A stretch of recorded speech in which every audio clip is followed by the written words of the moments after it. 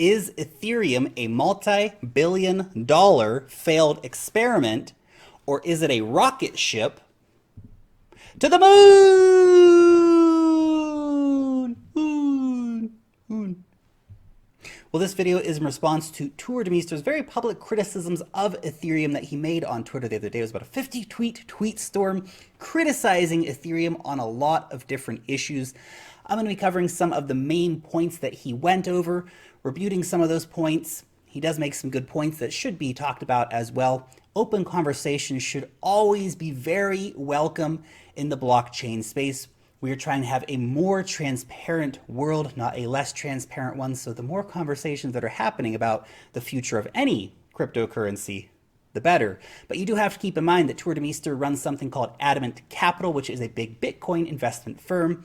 So he is firmly in the Bitcoin camp. I love Bitcoin and Ethereum. I don't know why we have to have so much rivalry between different tribes in the cryptocurrency ecosystem, because we're all the same tribe at the end of the day, trying to create a better financial future for the world. But some people lose sight of that sometimes and have to put other projects down. So we're talking about those criticisms, not point by point again, but going through some of the main ones that he did make. Now he starts off with criticizing Ethereum's architecture and culture is opposite to that of Bitcoin, and yet claims to offer the same solutions: decentralization, immutability, store value, asset issuance, and smart contracts. The culture argument, don't start there, man. You can't quantify that. That's not scientific. That's just your opinion, dude. Bad place to start off with. We want to talk about architecture of Ethereum. That's a conversation we can have. In terms of Ethereum's architecture, yes, Ethereum is decentralized. Immutability, well, he's got you there. We're going to talk a little bit more about that later, though. Store of value, asset issuance, smart contracts. Ethereum is doing a lot of that stuff very well. Store of value is a tricky conversation when it comes to cryptocurrencies. Are they really stores of value? Some people might want them to be. That's a whole other conversation in of itself. He goes on to say, sharding, where is it? Hasn't happened yet, therefore Ethereum must suck, right? Well, no. The thing is, when Ethereum started, a lot of the things that we know now, we didn't know back then.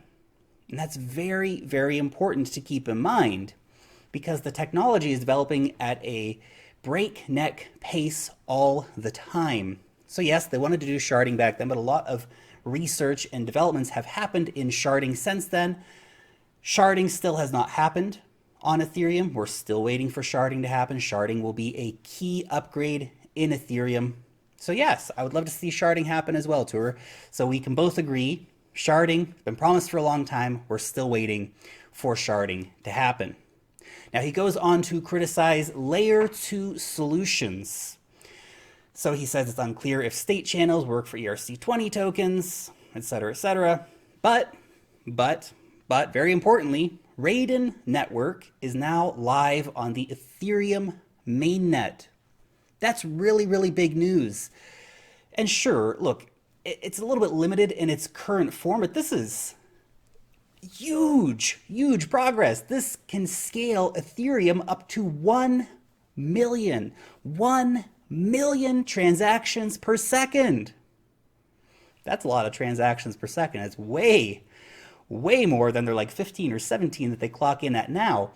So this is a layer 2 solution, and yes, you can use ERC20 tokens in the Raiden network. So all of this stuff does come together. Now there are some, of course, criticisms. There is no support for atomic swaps or the upgrading of smart contracts in the network. So those are things that will have to be dealt with as time moves on. But it is definitely a start, and things don't happen overnight. Technology takes time. Here we all are expecting basically the internet to be totally reborn overnight. It just doesn't work like that. It is years and years of hard work and progress which bring all of these things together.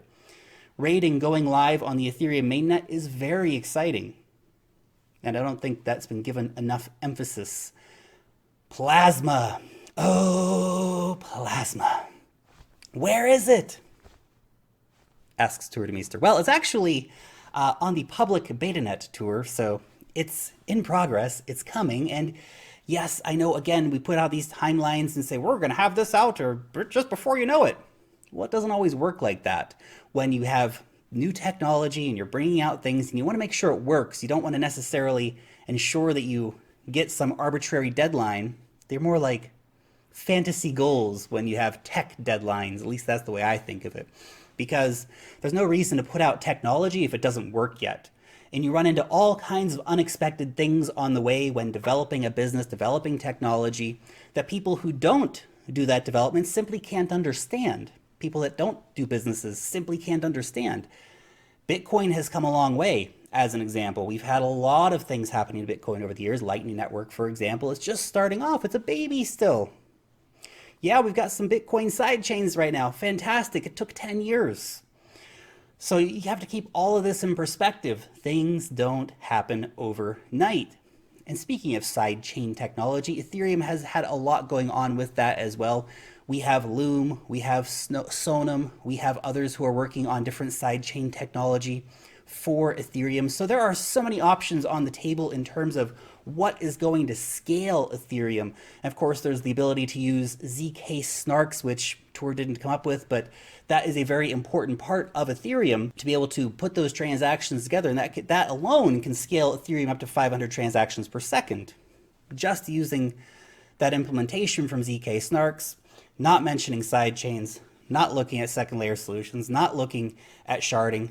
All these different things happening, it just requires one of them to work, let alone the fact that we're probably going to have multiple of them working. Can you imagine an Ethereum that uses ZK snarks to put transactions together, where we have multiple side chains running, where we have the second layer solutions, where we have sharding? Ethereum is going to be massively scalable, massively scalable.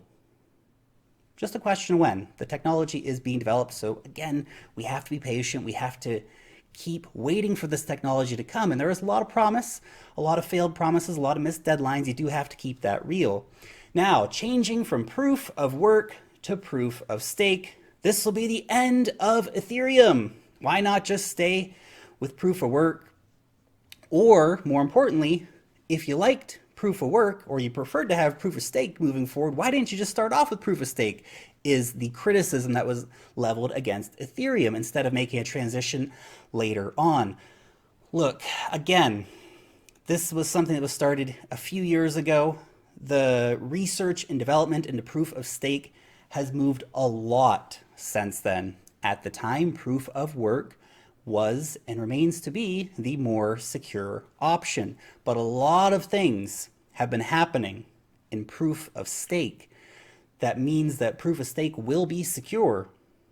And so just because it doesn't work today or yesterday doesn't mean it's not going to work tomorrow or next week or next month or next year.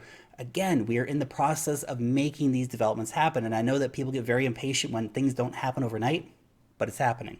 So something to keep in mind. Moving on to the next criticism, dApps. Oh, dApps. So much promise, so little delivery. He says that, of course, we haven't had any dApps really going mainstream yet. Well, they actually really can't go mainstream when you have Ethereum only at 15 transactions per second. But again, refer to the past 5 minutes of this video. They are working on that. But we have had some very exciting dApps developed for Ethereum. The Binance token, for example, is very useful, has great utility. IDEX is very cool. Kyber Network is very cool, even though they don't have a lot of users yet. They will as time goes on. No blockchain has a lot of users yet when you compare it to mainstream games or platforms. MakerDAO, also cool, very interesting mechanics behind their stablecoin, for example. There's a lot of hot tech being developed and being developed on top of Ethereum. But you do have to keep it real. dApps have migrated away from Ethereum. They've gone over to Stellar or other platforms. So that is happening. While basically you see a situation where Ethereum is failing to meet these promises, failing to scale in the time that it needs to scale, projects are leaving. Projects are choosing not to launch their ICOs on Ethereum. And that brings us, of course, to the ICO, which some say has been Ethereum's killer dApp, the ability to run these ICOs. But the ICO market was a crazy experience, and a lot of money was made, a lot of money was also lost, and it has really left a bad taste in the mouth of many investors, and some are blaming Ethereum for that. It's not Ethereum's fault. It's an open source software that anyone can build on top of. So you don't need to blame Ethereum for having lots of scammy ICOs on the platform. Again, do you want to recreate the idea of, government and having people sit there like, I like this ICO, I don't like this ICO. You can get on our platform, you can't get on our platform. These are the drawbacks of open source networks. Bad stuff's going to happen, but good stuff also happens. Again, we had the Binance coin as an example of a very successful ICO that was launched and made investors a lot of money, and that was launched on Ethereum. So again, these kind of criticisms fall flat just because some things didn't work out well doesn't mean that other things haven't worked out well. He goes on to say on-chain computation is expensive. The world computer is a bad idea.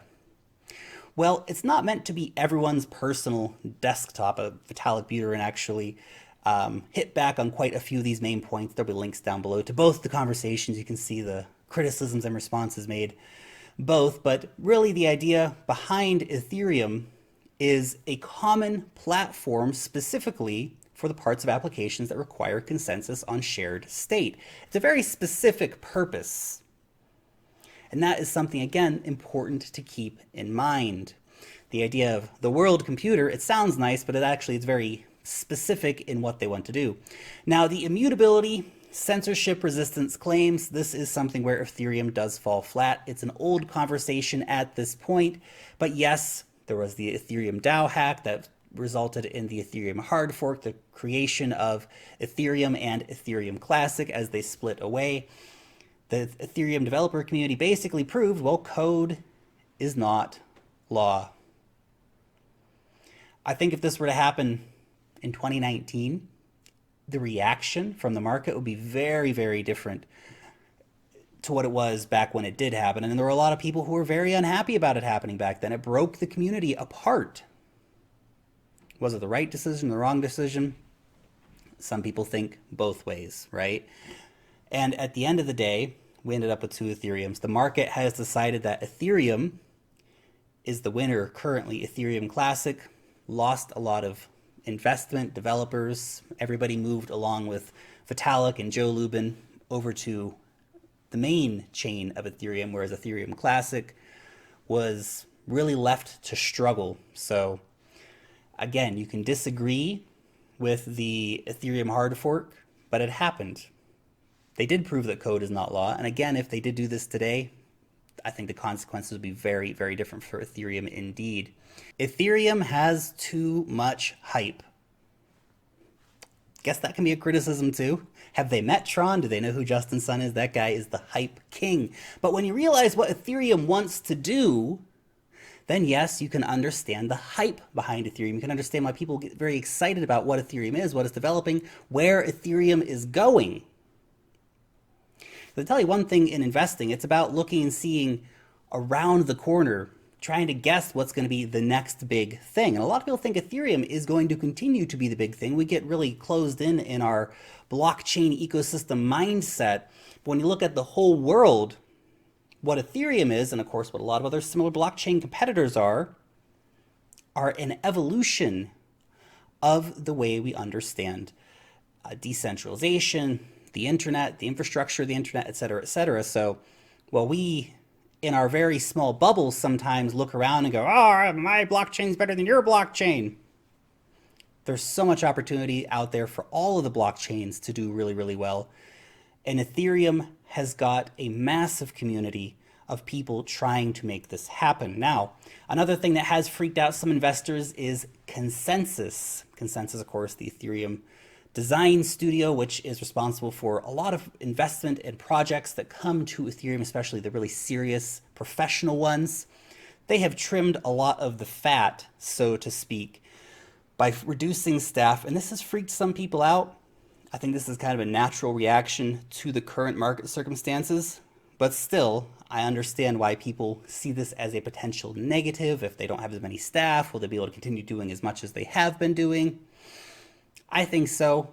Sometimes it's good to make these hard decisions, even if the market doesn't like it. The cult of Vitalik. All hail Vitalik. Vitalik is a great representative for Ethereum, but he's not as powerful as a lot of people like to think that he is in Ethereum. When you're the front man for a company like this, everyone thinks that you are the be-all, end-all, and that you're the ultimate dictator of the ecosystem, but it's just not the case. Yes, Vitalik is an important figure in Ethereum, but he is not the ultimate dictator of Ethereum.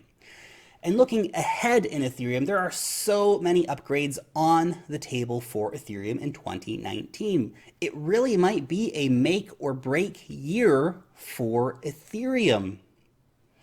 Things like the Constantinople upgrade. This is going to see the block reward dropping from 3 to 2, essentially a 33% reduction in the daily emission of Ethereum. Can we call it the third inning, guys? The third inning is upon us. See, people are really excited about that, the halvening happening in Bitcoin, but the reduction in Ethereum, people say, oh, you know, but the miner's going to get enough rewards and stuff like this, and blah, blah, blah. This could be a big price catalyst actually for Ethereum when the daily emission rate drops substantially. That's a 33% reduction. Of course, the real question on a lot of people's minds is, will Ethereum be MySpaced? Will it simply get overtaken by EOS or Cardano or Neo or Stellar or Tron or one of the many other blockchain platforms which are nipping at Ethereum's heels every single day? Might happen. Ethereum simply may not be able to catch up in time, or by the time that they do catch up, they may simply not be that relevant anymore. Someone else may have eaten Ethereum's lunch. So the question then has to be, can Ethereum, or should Ethereum actually be justified in its approximately $15 billion market cap that we're at today? The market seems to say yes. So even though there are people out there who are commentators and speculators, keyboard warriors saying, down with Ethereum, the market seems to think differently than you do. And that's something to keep in mind, at least today. At least today. That might change going through 2019, as I just mentioned, but right now, people and investors see a lot of value in the future of Ethereum. They look at Ethereum and go, wow, that's an asset that can go back to its all-time high, which is a 10x from where it is right now.